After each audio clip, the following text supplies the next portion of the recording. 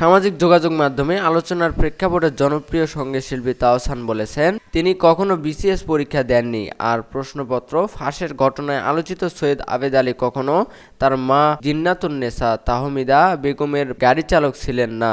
অধ্যাপক জিন্নাতুন্নেসা তাহমিদা বেগম 2002 সালের মে মাস থেকে 2007 সালের মে মাস পর্যন্ত বাংলাদেশ সরকারি কর্ম কমিশনের পিএসসি চেয়ারম্যান ছিলেন। আর সৈয়দ আবেদ আলী 1997 থেকে 2014 সাল পর্যন্ত পিএসসির গাড়ি চালক ছিলেন। 5 জুলাই অনুষ্ঠিত বাংলাদেশ রেলওয়ের উপসহকারী প্রকৌশলী নিয়োগ পরীক্ষার প্রশ্নপত্র ফাঁসের ঘটনায় আবেদ আলী সহ 17 জনকে গ্রেফতার করেছে পুলিশের অপরাধ তদন্ত বিভাগ সিআইডি।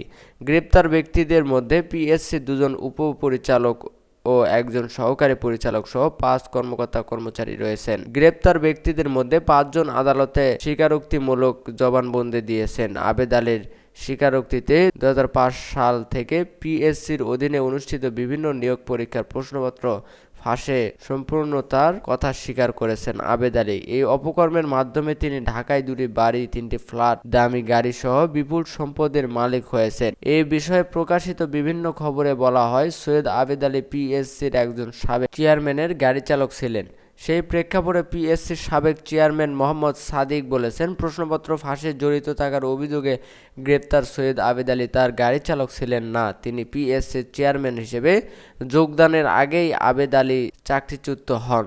আবেদ আলীকে তিনি কখনো দেখেননি। এর মধ্যে একটি সংবাদপত্রে প্রকাশিত প্রতিবেদনে দাবি করা হয়, সৈয়দ আবেদ আলী পিএসসির সাবেক চেয়ারম্যান অধ্যাপক জিন্নাতুন্নেসা তাহমিদা বেগমের গাড়ি চালক ছিলেন। এর সঙ্গে আরেকটি বিষয়ও আলোচনায় আসে যে জিন্নাতুন্নেসা তাহমিদা বেগম পিএসসির চেয়ারম্যান থাকাকালে তার ছেলে বর্তমান সঙ্গীতশিল্পী তাওসান 24তম বিসিএসে পররাষ্ট্র ক্যাডারে প্রথম হয়েছিলেন। পরে ওই পরীক্ষা বাতিল হলে নতুন করে নেওয়া মৌখিক পরীক্ষায় তিনি অকৃতকার্য হন। এ নিয়ে সামাজিক যোগাযোগ মাধ্যমে অনেকে লেখালেখি করেন। বিষয়টি নিয়ে আলোচনা সমালোচনার মধ্যে আজ প্রথম আলোচনার পক্ষ থেকে তাওসানের কাছে জানতে চাওয়া হয়েছিল। তাওসান বলেছেন, তিনি কোনো বিসিএস পরীক্ষায় দেননি। তাওসান এই মুহূর্তে যুক্তরাষ্ট্রে আছেন। বাংলাদেশ সময় আজ বুধবার রাত 9টায় তিনি বলেন, মানুষ বুঝে এসব ভুয়া খবর। এরই মধ্যে মানুষজন এর প্রতিবাদও করছে। নানানজন নানানভাবে প্রতিবাদ জানিয়েছে। আরেকটা কথা, আমি কিন্তু কোনোদিন বিসিএস দেইনি।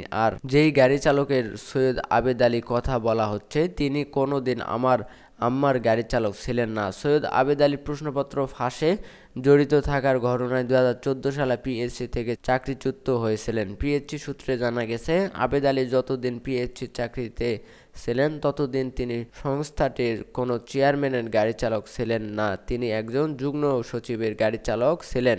তাওসান ও তার মাকে নিয়ে আলোচনার মধ্যে বিষয়টি নিয়ে কথা বলেছেন সুরকার ও সঙ্গীত পরিচালক প্রিন্স মাহমুদ। তিনি তাওসানের নাম জড়িয়ে বিভিন্ন কথা প্রচার করার কারণে ক্ষোভও প্রকাশ করেছেন। প্রিন্স মাহমুদ ফেসবুকে লিখেছেন, তাওসানের পররাষ্ট্র ক্যাডারে সুপারিশ হবার খবরটি সত্য নয়। তাওসানের নামে ছড়ানো খবরটি একেবারেই মিথ্যা, সম্পূর্ণ মিথ্যা। সাধারণ মানুষের নজর অন্যদিকে সরিয়ে নেওয়ার জন্য এসব ভুয়া খবর সামনে আনা হয়। মন্তব্য করে প্রিন্স মাহমুদ লিখেছেন, তাওসানের বাবা মা দুজনেই অত্যন্ত সৎ মানুষ। ছোটবেলা থেকে দেখেছি সাধারণ সরকারি কর্মকর্তাদের বাচ্চাদের মতো বড় হয়েছে তাওসান। কোনো রকম বিলাসিতা দেখিনি। যা তাওসানের অর্জন সমস্তটা গানের জন্যই। প্রকৃত অসৎদের ধামাচাপা দেওয়ার জন্য এগুলো ছড়ানো হচ্ছে। তীব্র নিন্দা জানাচ্ছি।